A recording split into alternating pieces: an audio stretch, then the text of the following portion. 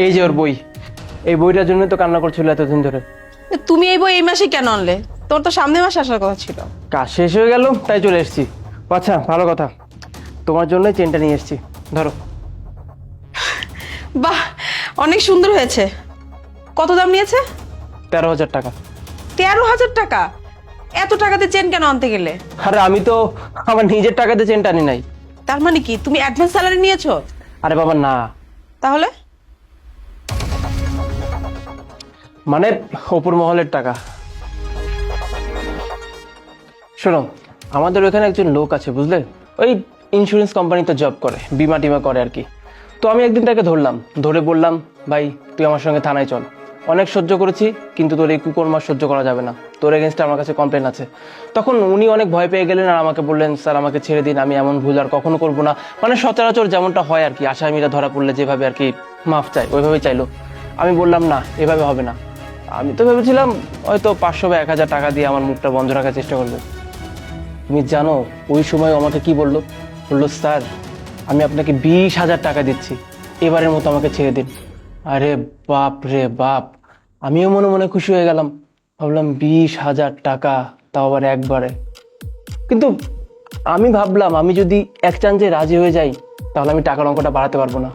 আমিও তার সঙ্গে তর্কে জড়ালাম, বললাম না ভাই তুই যত বড় ক্রাইম করেছিস এত কম টাকা এটা সম্ভব না, আমার ওপর মহলেও টাকা খাওয়াতে হবে। মানে বুঝতেই পারছো টাকা বাড়ানোর ধান্দার কি। আমি তো ভেবেছিলাম হয়তো রাজি হবে না, আমি মনে মনে ধরে নিয়েছিলাম যে ঠিক আছে আমি 20,000 টাকা রাজি হয়ে যাব। পরক্ষণে ও আমাকে সোজা 30,000 টাকা অফার করে দিল। আর কি লাগে জীবনে, একবারে 30,000 টাকা। তারপরেও আমি মানে অনেকবার বোঝানোর চেষ্টা করলাম যে না আমি এই টাকা তো সন্তুষ্ট না। পরে আবার ভেবে দেখলাম যে যা দিচ্ছে সেটা নিয়ে সন্তুষ্ট থাকি। এই দেখো এতগুলো টাকা, দেখেছো? কিন্তু এতে কোনো রিস্ক নেই তো? আরে কিসের রিস্ক রে বাবা, কোনো রিস্কই নেই এতে। তাছাড়া থানায় সমস্ত অফিসাররা এরকম 2-4টা মুরগি প্রতি মাসেই ধরে। তো কি প্রত্যেক মাসে তোমাকে টাকা দেবে? হ্যাঁ প্রত্যেক মাসেই তো দিবে, এমনটাই তো কথা হয়েছে। আর আমার থানায় যারা অফিসাররা আছে, থানার পাশে যে দোকানগুলো, তারা ওই দোকান থেকে ধান্দা করে। আর আমাকে তো ওই ছেলে বলেছে প্রতি মাসে 30,000 টাকা দিবে। কিন্তু এখন আমি ভাবছি যে 30,000 টাকা যদি নাও দেয় প্রতি মাসে তাতেই বা কি হয়েছে, একবারে তো টাকা দিয়েছে, এটাই তো অনেক। হ্যাঁ ঠিকই বলেছো। তুমি জানো আমাদের দেশে কোনো পুলিশের পক্ষে সম্ভব না এত সহজে টাকা ইনকাম করা। এখানে একটা চক্র কাজ করে দাঙ্গালের মতো। তুমি যদি মারতে পারো তাহলে তুমি উইনার, আর যদি মারতে না পারো তুমি শেষ, শিকার হয়ে যাবে। তুমিও তো সিঙ্গামের মতো টাকা নিয়ে এসেছো, কেন নি? হ্যাঁ এনেছি তো। ঠিকই বলেছো, প্রতি মাসে এরকম 30,000 টাকা দিলে তো ভালোই হয়। হ্যাঁ ভালো তো হবেই, তখন টাকা জমিয়ে প্রতি মাসে আমরা ঘুরতে যেতে পারবো। বাসায় তাহলে 3-4 হাজার টাকা দিতে পারবো। এই তো শুরু করে দিলে, মানে সব কথার মধ্যে তোমার বাসায় টাকা দেওয়ার কথা না ঢুকলে হয় না। কেন? বাসায় টাকা দিলে সমস্যা কি? না বাপ, সেটা তো অবশ্যই দিতে পারো। আচ্ছা যাই হোক এখন এসব কথা না বলি, চেনটা পরে দেখো না কেমন লাগছে তোমাকে। আমার কি যে ভালো লাগছে এই চেনটা পরতে। আচ্ছা শোনো, আমরা না অনেক জায়গায় ঘুরতে যাব, সর্বপ্রথম আমরা সাজেকে ঘুরতে যাব। ঠিক আছে। আচ্ছা এক মিনিট, ওই ইন্স্যুরেন্স কোম্পানির নামটা কি? মানে ওই ইন্স্যুরেন্সটার নামটা কি? কি যেন বলেছিল, ওই কামাল না জামাল কিছু একটা হবে, মনে পড়ছে না। আহা, ওনার নাম না, ওই ইন্স্যুরেন্সটার নামটা কি সেটা বলো। আরে কি যেন ছিল, নামটা আমার মনে পড়ছে না। একটু মনে করার চেষ্টা করো না। জীবন যাপন লাইফ ইন্স্যুরেন্স। কি? জীবন যাপন লাইফ ইন্স্যুরেন্স? হ্যাঁ তো কি হয়েছে? তাহলে কি সব ইন্স্যুরেন্স আলাদাই ভন্ড? অধিকাংশই ভন্ড হয়, কিন্তু এক সেকেন্ড তুমি এভাবে কেন কথা বলছো, কি হয়েছে? আরে বাবা, বাবা তো ওই কোম্পানিতে গিয়ে ইন্স্যুরেন্স করেছে। হ্যাঁ হ্যাঁ, কিছুদিন আগে বাবা অসুস্থ হলো না, তখন গিয়ে বিমাটা করেছে। আরে ধুরু, মজা শুরু করে দিয়েছো না, এসব মজা আমার ভালো লাগে না। হ্যাঁ, আমি কেন তোমার সাথে ফাজলামো করব? আমি সত্যি কথা বলছি, বাবা যখন অসুস্থ হলো তখন গিয়ে ইন্স্যুরেন্সটা করেছে। আচ্ছা একটা কাজ করি, বাবাকে ফোনটা করি। এই দাঁড়াও, বাবা জিজ্ঞেস করলে তুমি কি বলবে? কি আবার বলবো? উনি যে ইন্স্যুরেন্স কোম্পানিতে ইন্স্যুরেন্স করেছে সেটা যে ফ্রড, তাকে তো বলতে হবে কথাটা। আর তখন যদি বাবা জিজ্ঞেস করে তুমি এই ব্যাপারে কি করে জানলে, তখন কি বলবে? কি আবার বলবো? বলবো তোমার কথা। পাগল নাকি? আমার কথা বলার কোনো দরকার নেই, আমার কথা বললেই তো বাবা বলবে কোম্পানিকে ধরতে। তো এতে আবার জিজ্ঞেস করার কি আছে? তুমি ধরবে তাদেরকে? না ভাই, আমি আর পারবো না। এমনিতে যথেষ্ট ঝামেলার মধ্যে ছিলাম, ঝামেলা টাকা নিয়ে মিটমাট করেছি, আমি আর কোনো ঝামেলার মধ্যে যেতেই চাই না। কিন্তু উনি তো তোমাকেই বলবে ওদেরকে ধরার জন্য। প্রশ্নই আসে না, এমনিতেই আমি ঝামেলা মিটমাট করে এসেছি, এখন নতুন করে আর কোনো ঝামেলা জড়াতে চাই না। আচ্ছা শোনো, বাবা যদি জিজ্ঞেস করে তুমি বলবে যে তোমার জামাই এগুলো করতে পারবে না, তুমি অন্য কোথাও গিয়ে কমপ্লেন করো, শেষ। হ্যাঁ, উনি তো তোমারই বাবা, তোমার বাবা তো তোমার কাছে গিয়ে কমপ্লেনটা করবে নাকি? হ্যাঁ, আমার বাবা? হ্যাঁ, তোমারই বাবা।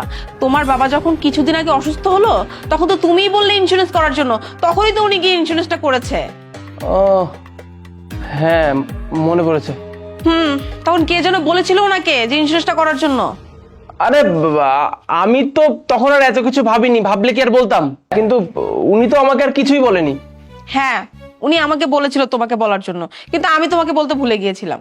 এটাই তোমার সমস্যা, মানে এত ইম্পর্টেন্ট একটা টপিক তুমি আমার সঙ্গে শেয়ার করার কথা ভুলে গেলে। তোমাকে আর বলে কি লাভ। আচ্ছা যাই হোক, কত টাকার বীমা করেছে বাবা? এই তো 20-30 হাজার টাকার মতো হবে। আচ্ছা, এই কথাগুলো তুমি আমাকে আগে বলবে না বলো তো? তুমি আমাকে আগে বললে আমি বাবাকে বোঝাতে পারতাম যে এই কোম্পানি ভালো না, আপনি অন্য কোম্পানিতে বীমা করেন। এখন কোনো একটা অকারেন্স যদি ঘটে যায়, এর ক্ষতিপূরণ কে দিবে? আমি তো ভাবছি আমার পকেট থেকে ক্ষতিপূরণ দিতে না হয়। কি ভালো লাগছে তো? কি ভালো লাগবে? হঠাৎ করে তো খুব টেনশনে পড়ে গেছো দেখছি। তুমি এবার চিন্তা করো, যাদের টাকা এভাবে লুটে নিবে তাদের কত টেনশন হবে, তাদের কত খারাপ লাগবে। তুমি তো এতক্ষণ রিল্যাক্সে আরামে বসেছিলে, কিন্তু কিছুদিন পরে এদের টাকা যখন ফেরত পাবে না, যখন বীমা কোম্পানি এদের টাকা দিতে পারবে না, তখন ওদের কত কষ্ট লাগবে তুমি ভাবো তো। দেখো, প্রতি মাসে মাসে হয়তো বা তোমাকে কিছু কিছু টাকা দিবে, কিন্তু এই টাকার প্রভাব গিয়ে পড়বে অন্য মানুষের উপরে। আর এই গরিব মানুষগুলোর টাকা যদি তুমি এইভাবে মেরে খাও, আর এর ভাগিদার যদি তুমি হও, তাহলে কি তুমি ভালো থাকতে পারবে? শোনো, বীমা করে মানুষ কিসের জন্য? ভালো থাকার জন্য। কিন্তু বীমাকারী কোম্পানিরা কি করে? এই ভণ্ড লোকগুলো মানুষের টাকা মেরে দিয়ে চলে যায়, আর এর ভাগিদার হয় তোমার মতো কিছু অসৎ অফিসাররা। আর তুমি এদের টাকা নিয়ে এসেছো কি মনে করে? তুমি তো একবার আমাকে জিজ্ঞাসা করতে পারতে নাকি? এই এত নাটক করতেছো কেন তুমি?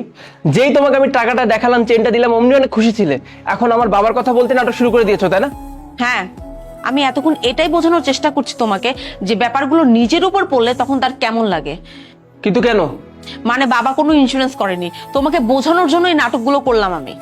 শোনো, নিজের উপর পড়লে না মানুষ তখন বুঝতে পারে, তখন তার চোখ খুলে যায়, তার আগে সে অন্ধ থাকে।